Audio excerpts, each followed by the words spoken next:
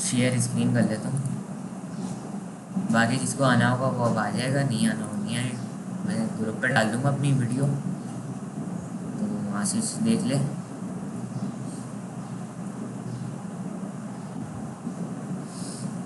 हाँ, अभी मैंने अपलोड करी है ये, तो इस वजह से वो दिखा रहा होगा। इसके अलावा पुरानी वाली होंगी ना। हाँ, जब भी मैं कोई नई चीज़ डालूंगा ना क्लासरूम में तो उसका नोटिफिकेशन आ जाता था।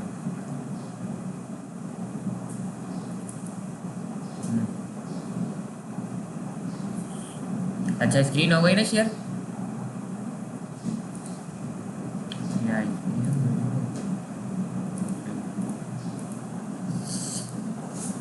अच्छा मैंने खोली लैब 10 के पास आते हैं। और पहले थोड़ी सी तो मैं दिखा दूँ कि इसमें है क्या लैब 10 में। इंट्रोडक्शन तो दे दिया मैंने DTL का, लेकिन मैं बता देता हूँ।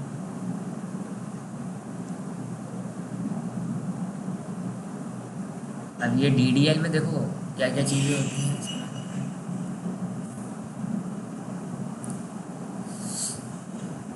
DDL में आप क्या करते हो कि टेबल की क्रिएशन करते हो, टेबल की क्रिएशन से फिर एक आप स्कीमा डिफाइन करते हो, तो उसके अंदर आप मैनिपुलेशन कर सकते हो।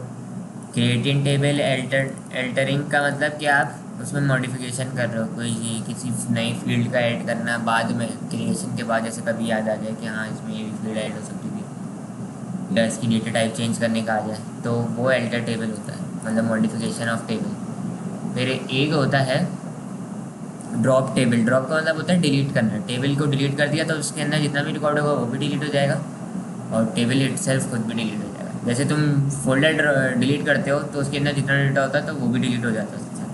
और यही सारी चीज़ें। और फिर अच्छा, टेबल के जब हम बनाते वक्त हमें कुछ तरह की कुछ लिमिटेशन लगानी होती हैं, रिस्ट्रिक्शन या कंस्ट्रेंट समझ लो उसको। उसको हम कंस्ट्रेंट भी बोलते हैं। तो वो कंस्ट्रेंट कौन कौन से होते हैं?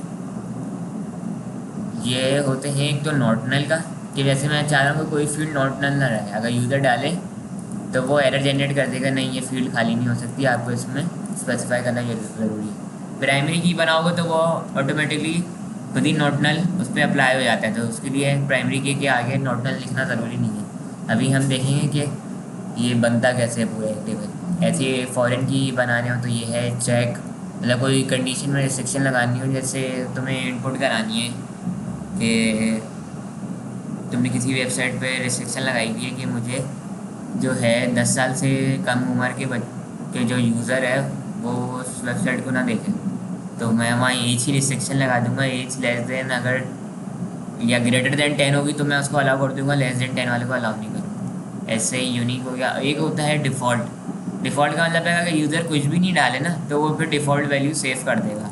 अब फ़र्ज़ करोगे जैसे मैंने एज की रखी हुई है डिफ़ॉल्ट वैल्यू, कोई मैं कस्टमर का मेंबरशिप फॉर्म बनवा रहा हूँ, तो मेंबरशिप के लिए तो मुझे लाजमी सी बात है कि उसका NIC पता होना चाहिए ना, मतलब 18 साल या उससे ऊपर का होना चाहिए। तो मैं उसकी डिफ़ॉल्ट वैल्यू को सेट कर दूंगा 18। अगर यूज़र ने एज नहीं डाली तो वो डिफ़ॉल्ट 18 सेट कर देगा। ये थी। और डेटा टाइप्स जो ऑरिकल में यूज़ होती हैं वो एक होती है वार्चार 2। वार्चार 2 क्या है तुम्हारी? स्ट्रिंग है सारी। तो ये करेक्टर है जो सिंगल करेक्टर एट ए टाइम स्टोर करता है। तो ये नंबर आ गई। ये ये न हमारा नंबर है, ये मतलब एस मतलब कि कितने डेसिमल प्लेसेस तक वो स्टोर कर सकते हैं। 6 करोगे तो 6 डिजिट, और एस मतलब कि उसके एस के बाद अगर यहाँ 4 कर दिया तो 4 डेसिमल प्लेसेस हो जाएगा। 6,2 करोगे तो मतलब 6 डिजिट ले सकता है। उसके बाद फिर 2 डेसिमल प्लेसेस लेगा। फिर डेट हो गई लॉन्ग, मतलब इंटीजर से जो बड़ा होता है। फिर ये हो गया CLOB, single byte character data up to 2 gigabytes. फिर एक ये रॉ फॉर्म में हो गया। ये हो गया long raw blog binary large object इसको बोलते हैं। ज़्यादातर फाइल्स जो हैं इमेज फाइल ब्लॉग के फॉर्म में डेटाबेस में सेव होती हैं। अगर ये बाइनरी फाइल्स हैं जो आप अपना डॉक्यूमेंट या एक्सेल या PDF की जैसे फाइलें हैं वो आप बाइनरी फॉर्म में सेव करते हो। बाइनरी इसलिए हम लोग सेव करवाते हैं ताकि उसकी जो है कंप्रेशन हो जाए उस इमेज की या उस फाइल की, उस डॉक्यूमेंट की। ताकि उसको कंप्रेस करके हम सेव करते हैं डेटाबेस में, सेम फॉर्मेट पे सेव नहीं करते। तो ये थी तुम्हारी लैब 10 का आगाज़। लैब 10 को भी मैंने ऐसे ही 3 में डिवाइड करा है, 10, 11, 12। 10 में मैं पहले टेबल क्रिएशन बताऊंगा, और फिर हम बताएंगे 12 में, 11 में हम एल्टर मतलब मॉडिफिकेशन, और 12 में ड्रॉप टेबल। 12 तो बहुत ही आसान है, बट डिलीट करना है उसमें। अब देखो ये एक सिनेरियो है मेरे पास ना, ये मैंने जो सवाल लिखे ना, ये पूरे ही एक सवाल है। वो कह रहा है कि क्रिएट टेबल करो कस्टमर्स। अब कस्टमर की देखो फील्ड्स कौन कौन सी बता रहा है, वो ये बता रहा है कि CID होनी चाहिए, और उसकी नंबर, ये डेटा टाइप है इसके आगे नंबर 4, मतलब 4 डिजिट तक वो हम उसमें स्टेप करा सकते हैं, 1 से लेकर 4, मतलब यूनिट 10, 100, 1000, तो मतलब 1000, 2000, 3000, 4000, 9999 तक सेव कर सकता है ये 4 का अंदर भी। ये सी नेम हो गया, इसकी वारचार 2 रखी हुई है, इसकी लेंथ है 20। ईमेल है, इसकी भी वारचार 2 है, लेंथ 30 है। एज है, एज का हमने 2 दिए हुए। और यहाँ पे देखो एक उसने आप रिस्ट्रिक्शन लगा रहा है कि नोट एज जो है 18 और 70 से दरमियान होनी चाहिए। कंट्री लिखा हुआ है 2 और 15, और मेक CID एंड में बता रहा है कि ये प्राइमरी की बनेगी सिस्टम में। अच्छा देखो, इस पे नॉट नल का कंस्ट्रेंट है, इस पे नहीं है नॉट नल का, और इस पे भी नहीं है, इस पे भी नहीं है, इस पे है नॉट नल और इस पे भी है, और इस पे तो हो गई, अब प्राइमरी की खुद ही बन जाएगी। फिर ऐसे ही एक दूसरा है ऑर्डर्स। ऑर्डर्स में जो हम लोग एट्रीब्यूट सेव कराएंगे, ऑर्डर ID हो गई, ऑर्डर डेट हो गई, कस्टमर ID आ जाएगी, और फिर बता रहा है कि प्राइमरी की सेट करो ऑर्डर ID को, और CID को सेट क्या करना है हमें, फॉरेन की। अब उसके बाद फिर एक हमें 4 टेबल बनाने हैं असल में। फिर एक है प्रोडक्ट्स। प्रोडक्ट्स में आ गई PID, P name, price, manufacture date, expiry date, और PID को कह रहा है कि प्राइमरी की। अब ये आ गया तुम्हारा table orders product, order ID, product ID, और ये क्वांटिटी। अच्छा अब देखो, कस्टमर जो है ऑर्डर कर सकता है, तो कस्टमर मैनी ऑर्डर कर सकता है, तो कस्टमर की ID उठ के इस टेबल में आई भी है देखो ऑर्डर्स के, तभी यहाँ पे हमने फॉरेन की असाइन करी हुई है। ऐसे ही प्रोडक्ट जो है, ये प्रोडक्ट का टेबल हो गया, और ये है ऑर्डर्स प्रोडक्ट। अब देखो एक ऑर्डर में बहुत सारी प्रोडक्ट्स हो सकती हैं, और एक प्रोडक्ट में और इसका वाइस वर्सा क्या है, देखो एक ऑर्डर यूज़र ने करा तो उसमें बहुत सारी प्रोडक्ट्स हो सकती हैं, और बहुत सारे ऑर्डर्स में बहुत सारी और एक प्रोडक्ट भी हो सकती है। तो ये मैन्यू टू मैनी का बन जाएगा, मतलब कि एक प्रोडक्ट, एक जो ऑर्डर करा है, जैसे आप इम्तियाज़ जाते हो, वो आपका एक पूरा जो एक रसीद देता है वो एक ऑर्डर कहलाता है, लेकिन उसमें देखा होगा तुमने बहुत सारी प्रोडक्ट्स होती हैं। तो वो हो गया, ये तो हो गया मैनी का रिलेशन। अब इस हाँ हाँ हो रही है, तो ये हो गया मैनी का रिलेशन। अब इसका उलट समझो कि एक रसीद तो तुम्हें मिली भी, ऐसे ही वहाँ हज़ारों लाखों की तादाद में जो है यूज़र आए हुए होते हैं, मतलब कस्टमर बाय करने, तो उनके पास भी बहुत सारी प्रोडक्ट होंगी, बहुत सारे उसमें क्या कहते हैं ऑर्डर्स में बहुत सारी प्रोडक्ट्स हो सकती हैं। तो ये मैनी टू मैनी का बना। अब मैनी टू मैनी को तोड़ने के लिए फिर जंक्शन टेबल यूज़ होता है, या जिसको हम कहते हैं ब्रिज टेबल। उसका नाम हम हमेशा वो वाला देते हैं जिन दोनों के दरमियान वो ब्रिज टेबल बन रहा हो। इसके और इसके दरमियान बन रहा है, तो इसके और इसके दरमियान का हमने टेबल नेम एक नया टेबल क्रिएट करा ऑर्डर्स प्रोडक्ट के नाम से।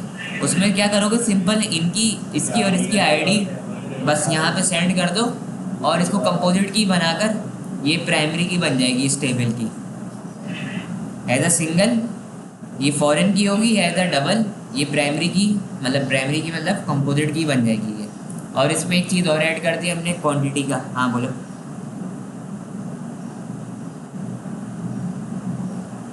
अभी मैं करूँगा ना, पहले मैं थ्योरी डेवलप कर रहा हूँ, फिर मैं वहीं जाऊँगा जहाँ, टेंशन नॉट। सही है, अब इस साइड आ जाओ।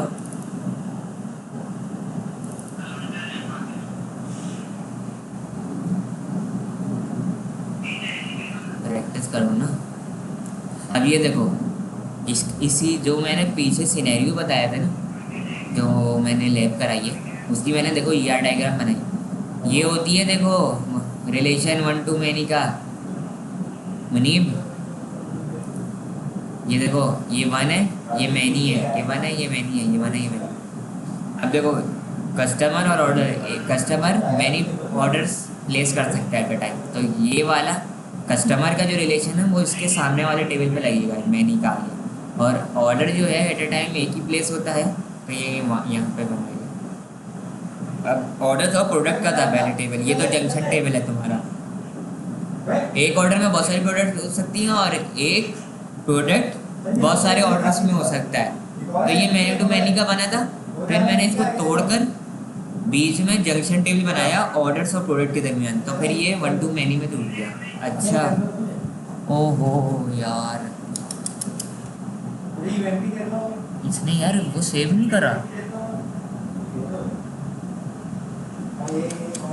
अच्छा एक चीज़, ये देखो यहाँ पे मैंने मैनी का सिंबल लगाना भूल गया। ये मैंने एक्सेल पे बनाई थी असल में। अगर मैं इसको एडिट करूँ यहाँ से और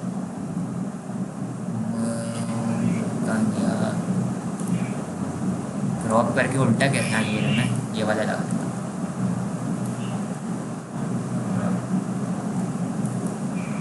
एक मिनट रुक जाना, पेस्ट।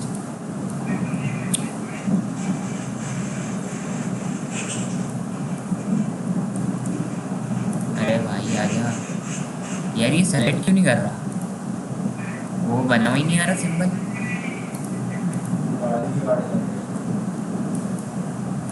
हाँ ये वाला क्यों नहीं आ रहा?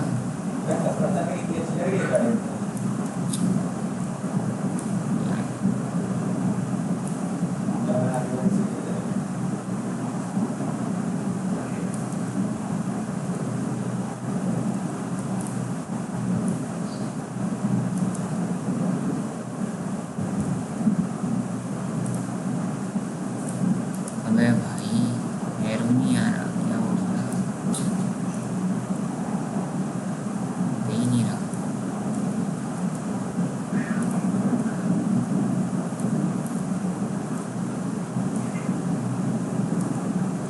ठीक है, मैं इसको मूव कैसे कर रहा हूँ यार? ये तो दिखाई नहीं रहा, वो बटन ही मुझको करा रहा यार। तो सिलेक्ट ऑल ही हो गया। अच्छा मैं इसको अपलोड कर दूंगा फिर से बनाकर ना। इसमें क्या हुआ है अभी गड़बड़ कि ये जो मैनी का सिंबल है ये यहाँ पर भी आएगा, ये मैं बनाना भूल गया था। ये मैं अभी फिर से अपलोड करके ये वहाँ डालूँगा। अच्छा पेपर में एक चीज़ याद रखना, पेपर में मैं ऐसे ही सिनेरियो दूंगा कि ये लिखा हुआ होगा, इसकी तुम्हें कमांड लिखनी होगी। कमांड मतलब कि क्रिएट टेबल करना होगा इसका, इसका और इसका और इसका, और फिर इन दी एंड तुम्हें क्या बनानी होगी इसकी, ये ER डायग्राम तुम्हारी, ये वाली इस तरह करके। अबे मैसेज नहीं करो, इधर से ही भूल दो। सर के बोर्ड के एरो के ट्राई करके वो मैं कर लूँगा। वो मैं अभी लेक्चर के बाद जो है ना ये फिर से अपलोड कर दूँगा यहाँ से कॉपी करके। इसमें पेंट 3D भी है ना, उससे कर दूँगा। अब आ जाओ तुम लैब में। हाँ बोलो।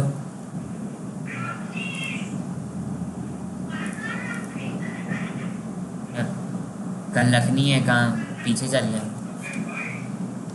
कल ज़रूरी है। सही है।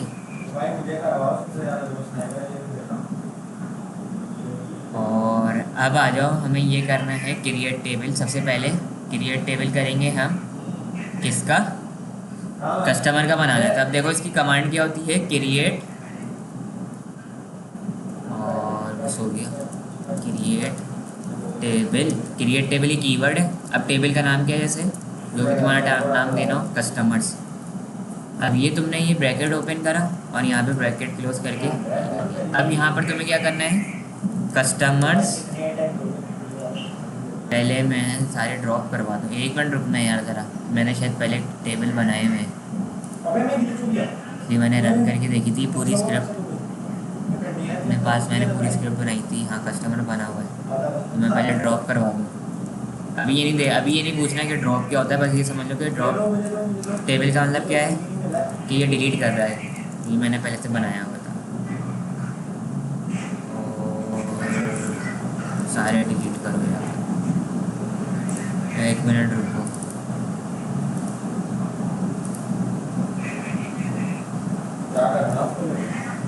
इधर दिखाओ, पहले सारे डिलीट कर दूँ। मैंने अब डिलीट हो गए। अब आ जाओ। अब हमें क्या करना है, सबसे पहले वो बोल रहा है कि इसकी प्राइमरी की रखनी है हमें कस्टमर CID, तो मैं कस्टमर्स_ID लिख रहा हूँ। मर्जी है तुम्हारी CID लिखना चाहो CID लिख दो। अब मैं उसका दूसरा काम क्या करूँगा, उसकी डेटा टाइप बताते हो। तो नंबर कह रहे हैं कि उसकी नंबर होनी चाहिए 4 डिजिट तक, ये लिख दी।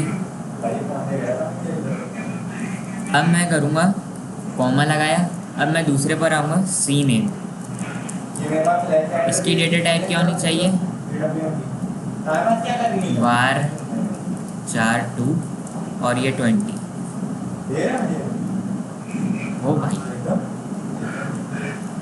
उसके बाद उसकी ईमेल की डेटा टाइप भी यही है, बस की लेंथ थोड़ी सी बड़ी है 30। फिर उसके बाद एज आ गया। एज में तो जाहिर सी बात है नंबर ही आएगा, यहाँ पर हो गया अभी नंबर। फिर उसके बाद आ गया सिटी,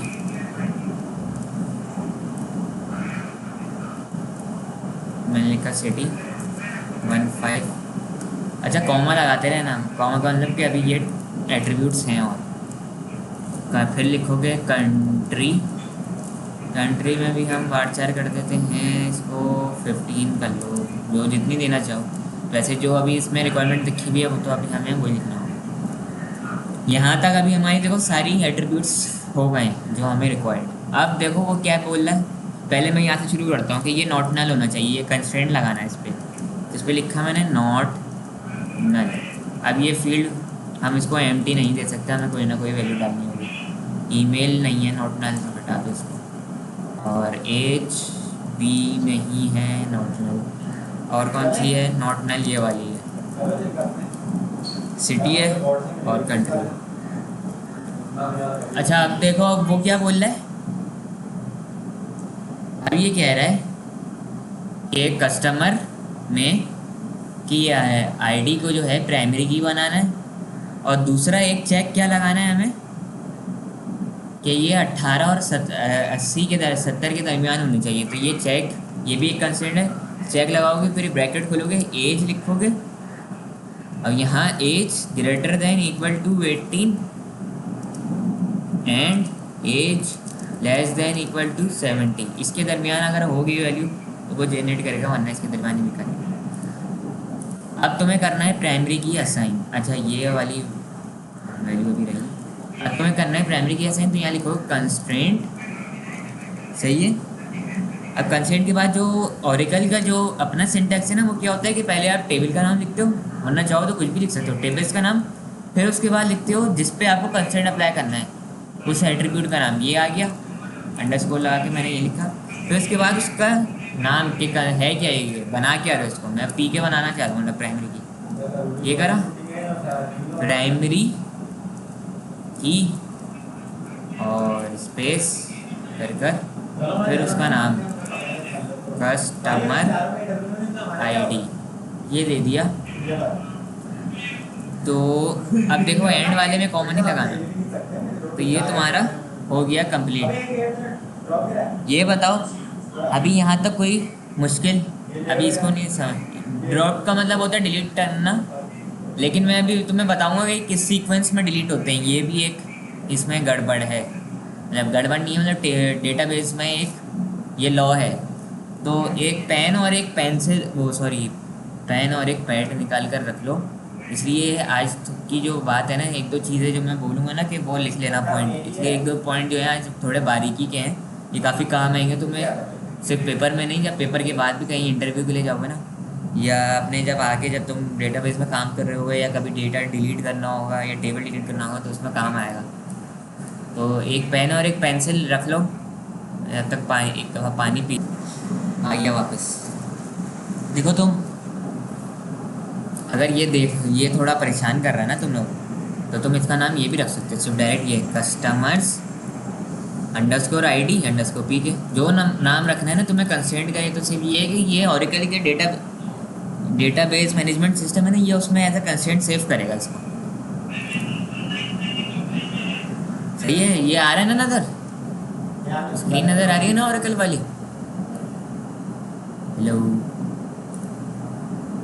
हेलो, सही है। अच्छा, मैं इसको एग्जीक्यूट करूँगा कंट्रोल और इंटर दबाकर।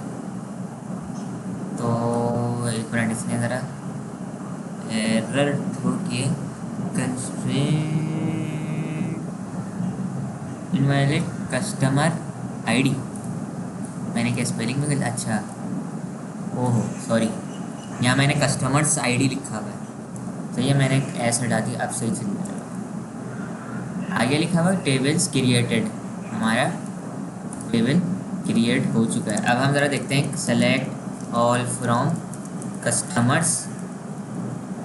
तो अभी हमारे टेबल में देखो वही वाली सारी चीज़ें आई गई, आईडी, सीनेम, ईमेल और ये सारी चीज़ें आ गई। अगर हम यहाँ पर फिर से इसको रिफ़्रेश करें, तो मैंने टेबल को देखो, अब सिर्फ कस्टमर का टेबल आ गया इसमें। अगर तुम्हें इसका स्कीमा देखना हो ना, तो DESC लिखोगे और कस्टमर्स लिख दो, तो उसका वो स्कीमा दिखा देगा कि तुम्हारे टेबल का स्कीमा क्या है। तो टेबल का स्कीमा देखो, ये बता रहा है कि ये कस्टमर आईडी है जो नॉट नल रहेगी। नॉट नल इसलिए रहेगी कि वो प्राइमरी की है तो वो होती है नॉट नल, उसकी डेटा टाइप बता रहा है। फिर सी नेम, ये भी नॉट नल रहेगा, जो हमने चीज़ें बनाई थी, ये सारी चीज़ें हैं। तो ये करोगे और उसके बाद ये तुमने जैसे चलाई कमांड, अब क्या करोगे तुम, ये देखो मैंने सॉल्यूशन डाला हुआ है बनाकर। सॉल्यूशन ये वाला बंद ही कर देता हूँ।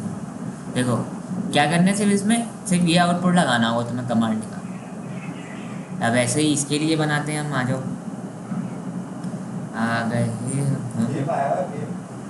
शायद तुम लोग को नज़र नहीं आ रहा हो, एक मिनट, मैंने एंटायर, हाँ हाँ हाँ, वो मैंने एंटायर विंडो ऑन नहीं करा था ना। हाँ भाई, तो मैंने देखो, ये देखो, इसका आउटपुट में क्या लगाओगे, सिर्फ ये क्यूरी लगानी है, फिर सिर्फ इसकी क्रिएट टेबल करके सिर्फ ये आउटपुट लगाना है। अब दूसरे, अब हमें ऑर्डर्स के लिए टेबल बनाना है। अब ऑर्डर्स के टेबल में फिर इस तरह कर दोगे। अब हम बनाते हैं ऑर्डर्स का टेबल। आ जाओ, ऑर्डर्स का टेबल क्या कह रहा है, आ जाते हैं हम ऑर्डर्स का टेबल। अब वो कह रहा है, इसको तो अभी छोड़ो पहले, अब वो क्या कह रहा है कि क्रिएट ऑर्डर्स का टेबल हमें क्रिएट करना है। उसमें हमारी ऑर्डर आईडी होनी चाहिए, ऑर्डर डेट, और CID हमारी फॉरेन की होगी, और ऑर्डर आईडी हमारी प्राइमरी की। अब आ जाओ यहाँ पर, वही करोगे, क्रिएट टेबल ऑर्डर्स, ये मैंने ब्रैकेट खोला, यहाँ पे मैंने क्लोज कर दिया। अब आ जाते हैं हम यहाँ एट्रीब्यूट्स डिफाइन करना है, तो हम यहाँ लिख देते हैं, मैं यहाँ लिख देता हूँ ऑर्डर्स आईडी लिख दो, या ऑर्डर आईडी जो भी है वो आईडी लिखना हूँ। मैंने लिखा ऑर्डर्स आईडी यहाँ। अच्छा, एक बात याद रखना, अगर मैं ये ऑर्डर आईडी लिखता हूँ ना, तो देखो ये क्या हो रहा है, ये डार्क कलर का बोल्ड हो रहा है ब्लू, तो इसका मतलब कि ये ऑरेकल के अंदर OID कोई बिल्ट इन कीवर्ड है, तो ये यूज़ नहीं करना। क्या करोगे फिर, ऑर्डर्स, देखो ऑर्डर भी है, ऑर्डर भी बिल्ट इन कीवर्ड है। फिर क्या करोगे,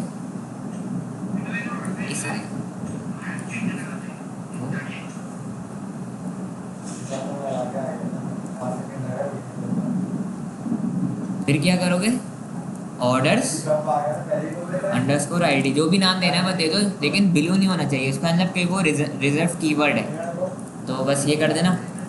अब आ जाना यहाँ पर नंबर, (4), ये तुम्हारी इसकी डेटा टाइप हो गई। फिर आ जाओ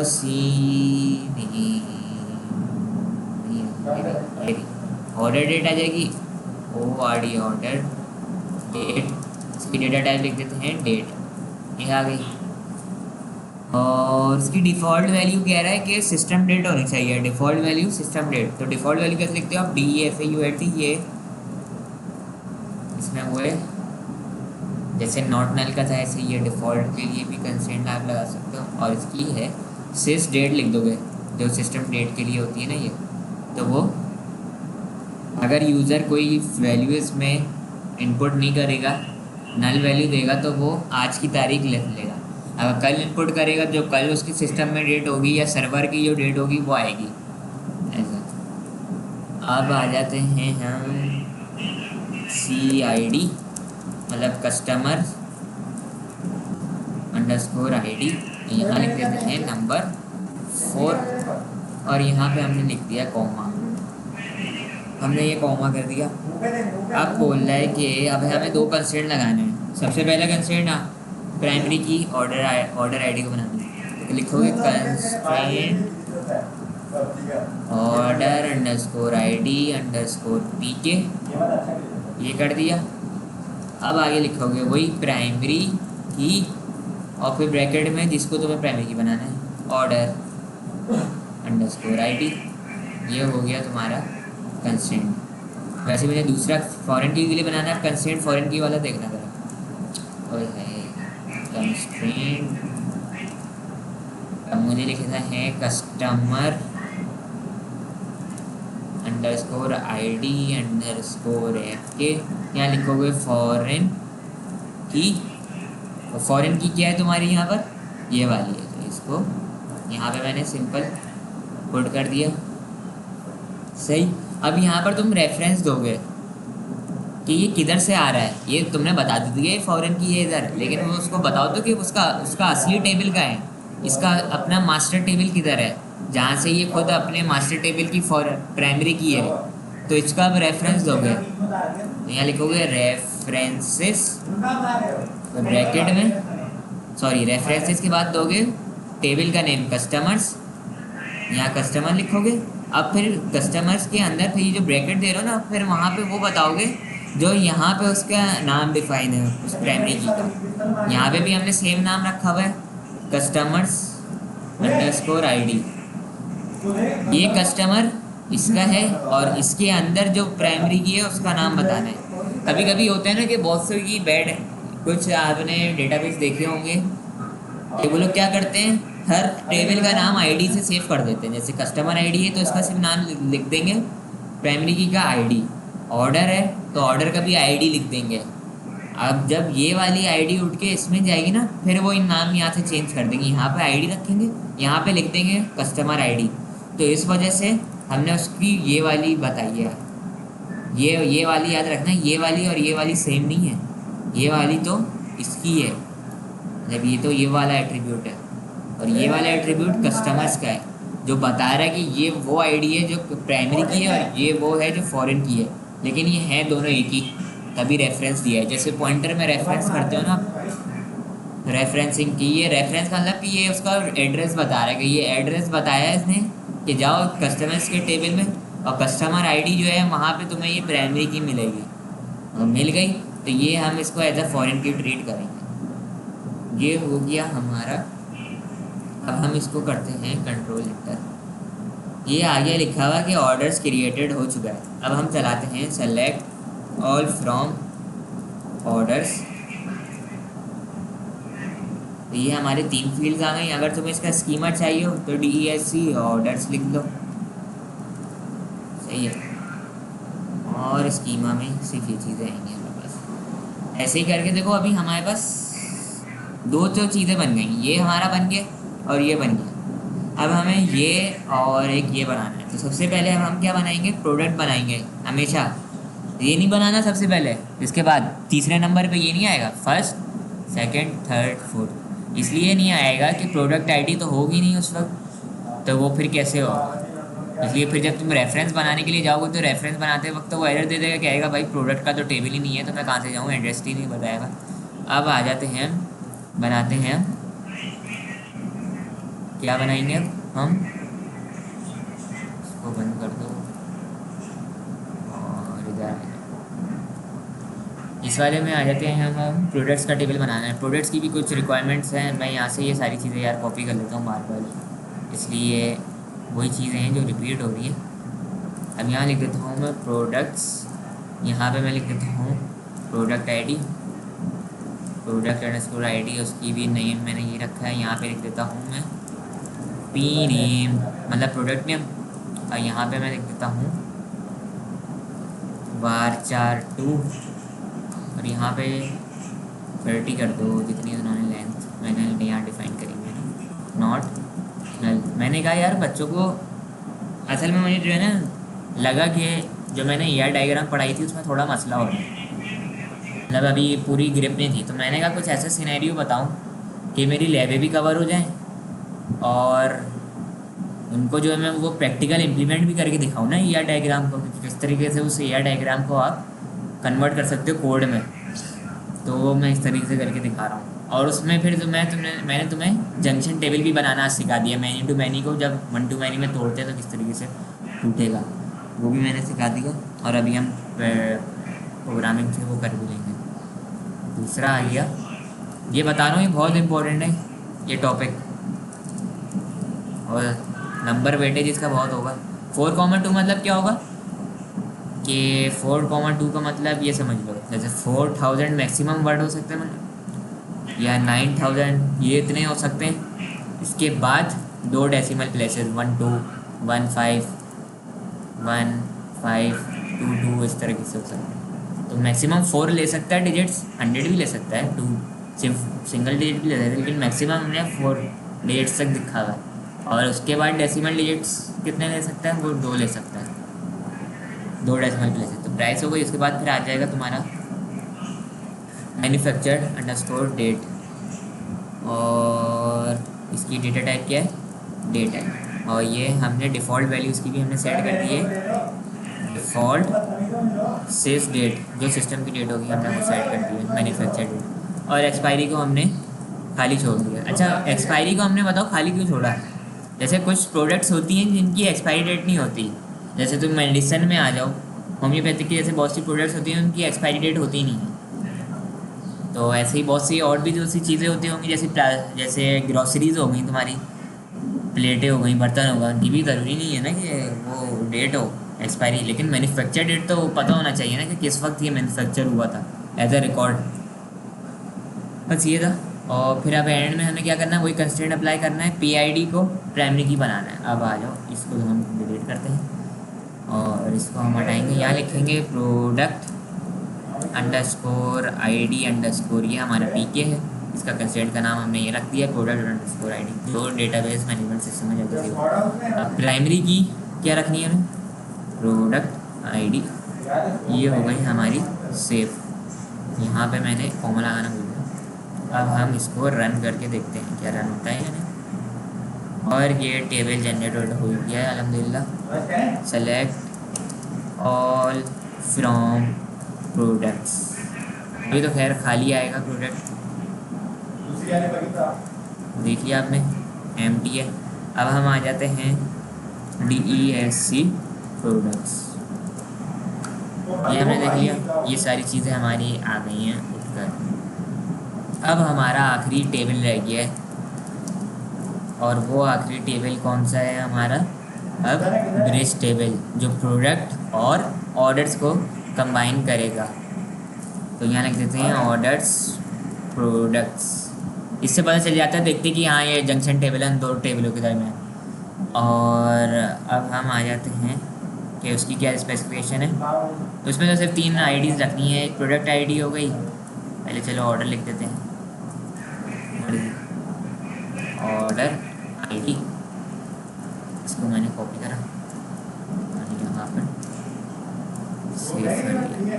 फिर ये नीचे प्रोडक्ट और नीचे ये सारी मिल जाएंगी। क्वांटिटी मैं बाय डिफ़ॉल्ट क्या सेट कर रहा हूँ, क्वांटिटी भी अच्छा नंबर है, क्वांटिटी नंबर 3, और डिफ़ॉल्ट सेट कर देता हूँ 1 मतलब अगर यूज़र कुछ भी नहीं डालेगा तो एक तो क्वांटिटी होगी ना कि यूज़र ने एक तो कोई ना कोई चीज़ बाय कर भी होगी, इस वजह से 3 मतलब कि 300 400 500 600 700 3 डिजिट्स तक। और अब बोला कि OID एंड PID को कंपोजिट की बनाना है। अब देखो कि इसमें कंपोजिट की कैसे बनती है, product ID underscore order ID underscore, यहाँ लिख देता हूँ C के कंपोजिट की। लेकिन अब देखना ये बहुत आसान है बनाना, यहाँ लिखोगे order ID comma product underscore ID, simple करोगे। लेट्स सी, ऑर्डर्स टेबल हमारा क्रिएटेड हो चुका है। Select all from EMP, sorry EMP का बहुत हार्ड सेट हुआ भाई, EMP पर प्रोडक्ट्स मैंने करा था या ऐसे ही। तुम इसका DSC देखना चाहो तो ये मैंने पूरा कॉपी करा। ये तुम्हारे पास सारी चीज़ें यहाँ पर आ गई है। अब मैंने ये तुम्हारे 4 सवाल तो हो गए सिलेक्ट। आखिर में मैंने बस सिर्फ क्या कहा गया आखिरी, वो क्या कह रहा है आखिर में कि insert record in each table and show the output. कम से कम 3 रिकॉर्ड हर टेबल में, 3 से 4 रिकॉर्ड इनपुट करा दो और फिर उसका आउटपुट शो करा दो। बस मैंने ये कर पाया।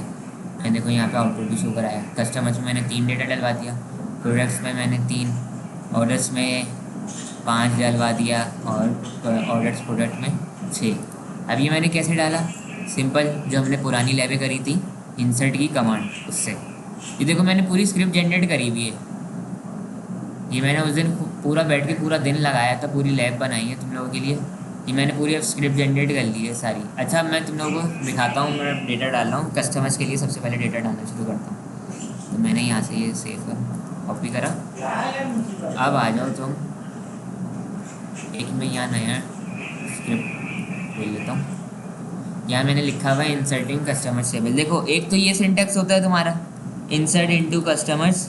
कस्टमर ID तुमने सारी फील्डें बता दी कि customer ID, C name, email, age, जितनी तुम्हारी टेबल में वो थी मैंने सारी बता दी। और अब तुम वैल्यूज़ डालना शुरू कर दोगे। एक तो ये होता है। ऐसे ही अगर तुम्हें सारी ही जब फील्ड्स डालनी है, कोई भी अगर तुम्हें फील्ड छोड़नी नहीं है तो सिंपल कस्टमर्स लिखो। और ये लिखना ज़रूरी नहीं है जब तुम्हें सारी वैल्यूज़ इंपोर्ट करनी है, डायरेक्ट लिखो वैल्यूज़ और उसमें डेटा डाल दो। तो ये इसका थोड़ा शॉर्ट हैंड वर्जन है। तीसरा एक है सब क्यूरी। सब क्यूरी का मतलब क्या होता है कि एक SQL की क्यूरी के अंदर दूसरी SQL की क्यूरी जब आ जाए। देखो, इंसर्ट की कमांड के थ्रू, सेलेक्ट के कमांड से मैंने इंसर्ट करवाऊँगा डेटा। देखो, customer ID, C name, email, age, city और कंट्री, ये है। तो अब मुझे कुछ चाहिए कि मैं जो हमारा एम्प्लॉय का टेबल था ना, EMP टेबल, वो वाला मैंने वहाँ से उठाया एम्प्लॉय नेम और मैंने यहाँ पे सेव कराऊंगा। फिर मैंने वहाँ से उठाया एम्प्लॉय का नाम, वो मैं सी नेम में सेव कराऊंगा। बाकी वहाँ पे ईमेल तो है ही नहीं, तो अब मैं ये बाय डिफ़ॉल्ट खुद दे रहा हूँ। वहाँ पे एज भी नहीं है तो मैं बाय डिफ़ॉल्ट दे रहा हूँ। वहाँ पे सिटी और कंट्री भी नहीं है तो बाय डिफ़ॉल्ट मैंने खुद दे दी। From EMP where EMP number. अब मैं स्पेसिफिक कर रहा हूँ, मुझे थोड़ी चाहिए कि सारा मुझे वहाँ रिकॉर्ड इंसर्ट कराऊँ। चाहता तो मैं सारा भी करा देता, तो फिर सारों में फिर सारा वहाँ का रिकॉर्ड उठकर यहाँ पे कॉपी हो जाता। तो उससे मैंने स्पेसिफिक करा 7123, जो उसका नाम था रेल्फ, नाम था उसका। तो ये 3 तरीके थे इंसर्ट कराने के डेटा को। अब मैं इसको करूँगा कंट्रोल इंटर, तीनों रिकॉर्ड एट ए टाइम रन हो जाएंगे। ये हो गए run. Select all from customers. अब ये देखिए कस्टमर में तुम्हारा डेटा आ गया। अब ऐसे ही प्रोडक्ट का टेबल में इंटर कराओगे। अब आने वाली इंपॉर्टेंट बातें, इसमें भी मैंने वही करा है, शॉर्टेड हैंड वर्जन करा हुआ है, सही है। और फिर मैं यहाँ पर प्रोडक्ट का भी टेबल में शो करा देता हूँ।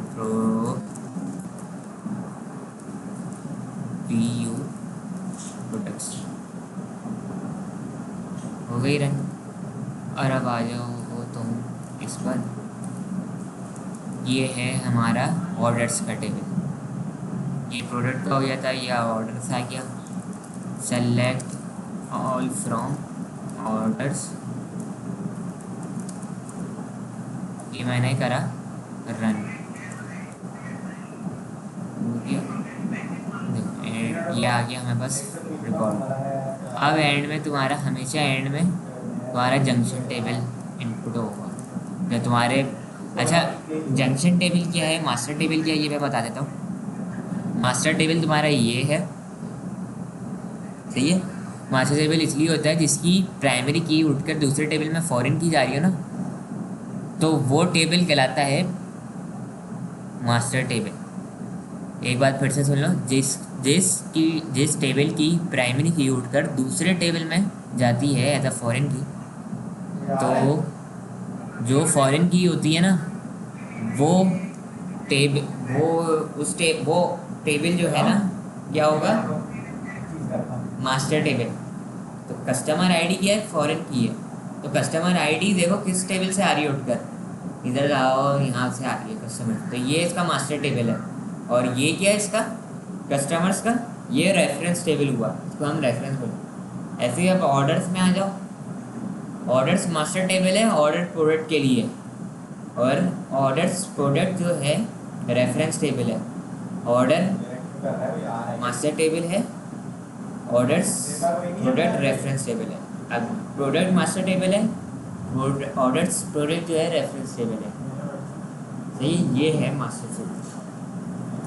तो अब ज़रा लिख लो अपने कॉपी पर कि जब भी डेटा इंसर्ट करोगे तो सबसे पहले मास्टर टेबल में डेटा इंसर्ट होता है, फिर उसके बाद इंसर्ट होता है रेफरेंस टेबल में। ये लिखो, ये बहुत काम की बात बता रहा हूँ, और ये इंटरव्यू में पूछते हैं। और जब तुम डेटाबेस बना रहे होगे ना, ये तुम्हें अगर ये तुम्हें कॉन्सेप्ट पता होगा तो तुम फंसोगे नहीं डेटा बनाते हो, डेटाबेस की कंस्ट्रक्शन और डेटा मैनिपुलेशन करते हो। अभी ये मैं इंसर्शन के वक्त बता रहा हूँ कि जब डेटा आपको इनपुट करना है ना, तो इनपुट पहले मास्टर टेबल में करोगे, और इनपुट पहले मास्टर टेबल में होगा, फिर रेफरेंस में होगा। मास्टर टेबल ये है, फिर रेफरेंस है ये मास्टर टेबल है तो ये इसका रेफरेंस है, ये मास्टर है तो ये इसका रेफरेंस है। देखो मेरा भी देखो, ये मास्टर टेबल है, सही है, ये भी मास्टर टेबल है, ये मैंने मास्टर टेबल में पहले इनपुट करा दिया। फिर उसके बाद मैंने रेफरेंस टेबल में इनपुट कराना शुरू करा। रेफरेंस टेबल तुम्हारा ये था, इसका रेफरेंस टेबल ये है, तो ऑर्डर्स हो गया तुम्हारे रेफरेंस, ये हो गया। जब अब एंड में आएगा हमारा कौन सा टेबल, जंक्शन टेबल। जो जंक्शन टेबल किसका रेफरेंस है, इस वाले के लिए, ऑर्डर्स के लिए। ये आ गया, इसको नंबर देना 8-9 ऐसे। मैं लिखता हूँ सेलेक्ट,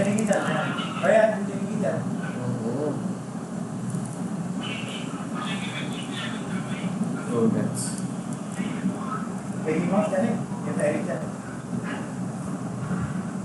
आगे देखो तुम्हारा टेबल, तो ये था तुम्हारा